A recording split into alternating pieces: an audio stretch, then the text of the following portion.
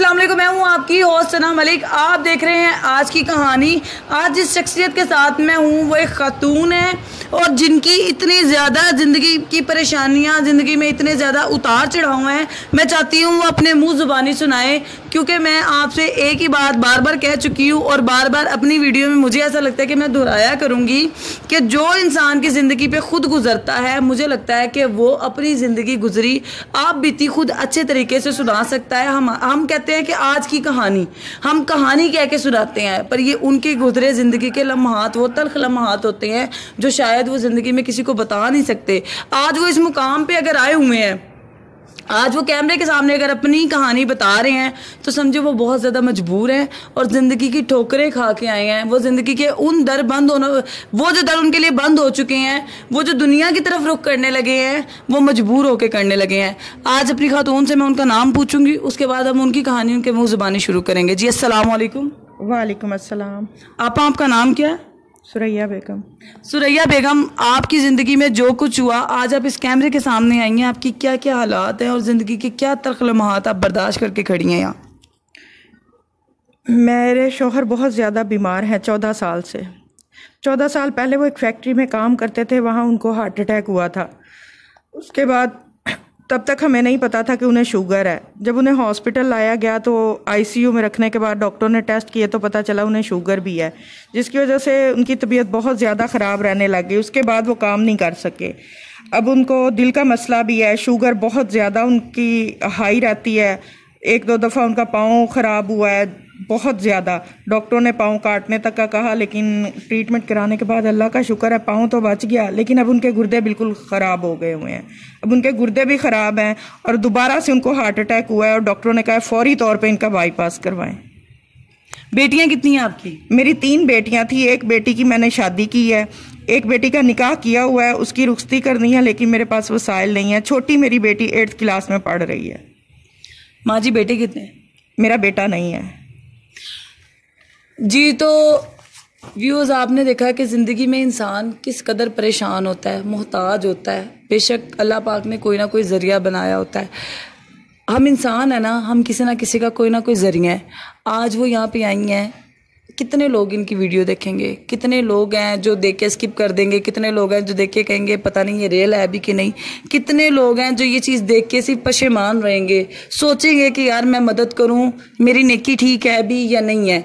आप जो भी काम करते हैं, आप जितनी भी मदद करेंगे, इस चीज़ का अल्लाह और आप या ये गवाह होंगे कि आप जिसकी जो मदद कर रहे हैं वो आपकी एक नेकी ही गिनवाई जाएगी।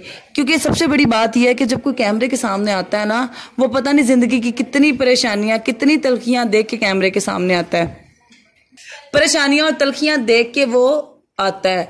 इसके साथ साथ मैं आपको ये भी बताती चलूँ, ये एक माँ है, इनकी बेटियां हैं, ये चाहती हैं कि जल्द अज जल्द इनकी बेटियों के सर पे जो उनके बाप का साया है, जो इनके शोहर का साया है, वो अल्लाह पाक बरकरार रखे। अल्लाह पाक को उनको ज़िंदगी तंदुरुस्ती दे, सेहतयाबी दे। उनकी ओपन हार्ट सर्जरी के लिए डॉक्टरों ने कह दिया कि जल्द अज जल्द करवाई जाए। कौन से हॉस्पिटल में माँ जी आप ट्रीटमेंट करवा रही हैं और डॉक्टर्स ने क्या कहा?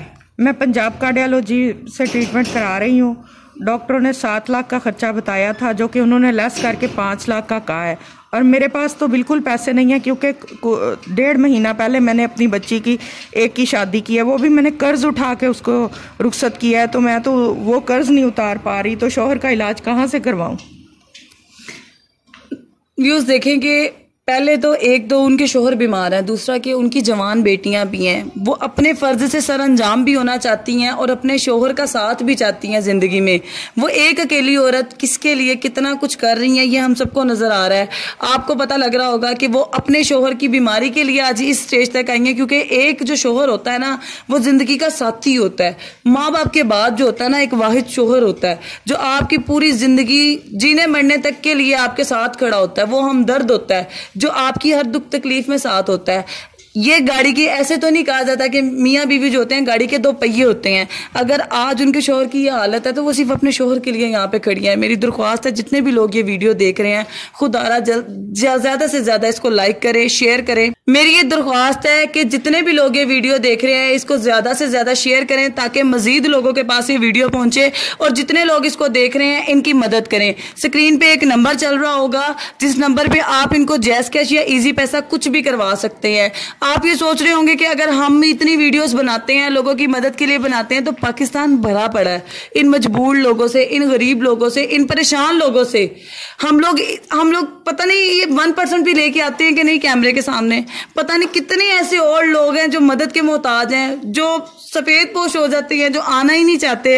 ये भी उनमें से कुछ लोग ऐसे हैं जो हर रास्ता बंद होने की वजह से यहाँ तक आते हैं। खुदारा इनकी मदद की जाए। आज के लिए आप 500 रुपए का 2 गड़वी 3 गड़वी दूध लेके जाते हैं, फ्रूट्स ले जाते हैं बच्चों के लिए, बच्चों को खाने के लिए इतने पैसे दे देते हैं।